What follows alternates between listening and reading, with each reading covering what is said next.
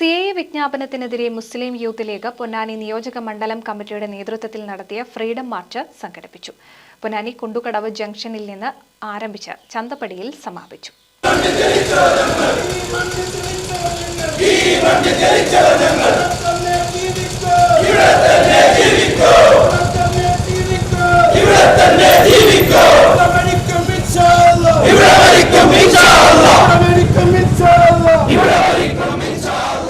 Youth league ജില്ലാ secretary KC Shiyab freedom march ഉദ്ഘാടനം ചെയ്തു.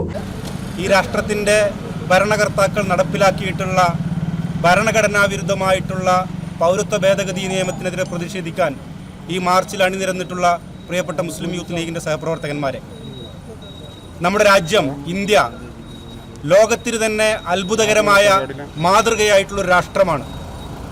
ഈ രാജ്യത്തെ സ്വതന്ത്രം പ്രാപിക്കുന്നതിന് വേണ്ടി ധീരമായ പോരാട്ടം നടത്തിയിട്ടുള്ള ധീര ദേശാഭിമാനികൾ, ഈ രാഷ്ട്രത്തെ നിർമ്മിച്ചെടുത്ത ഇതിൻ്റെ ഭരണകർത്താക്കളൊക്കെ വിഭാവനം ചെയ്തിട്ടുള്ള ഭരണഘടന എന്ന് പറയുന്നത് ലോകത്ത് എഴുതപ്പെട്ടതിൽ ഏറ്റവും മഹത്തരമായ ഭരണഘടനയാണ്.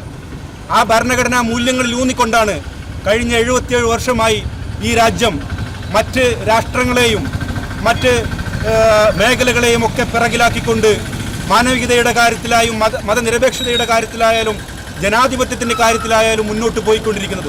പക്ഷേ 2014 മുതൽ ഈ രാജ്യം ഭരിച്ചുകൊണ്ടിരിക്കുന്ന സംഘപരിവാർ ഫാഷിസ്റ്റ് ശക്തികൾ ഈ രാജ്യത്തെ അത് പിറകോട്ട് നടത്തുന്നതിന് വേണ്ടിയിട്ടുള്ള ശ്രമങ്ങളാണ് നടത്തിക്കൊണ്ടിരിക്കുന്നത്. യൂത്ത് ലീഗ് മണ്ഡലം പ്രസിഡന്റ് ഷബീർ BM അധ്യക്ഷത വഹിച്ചു.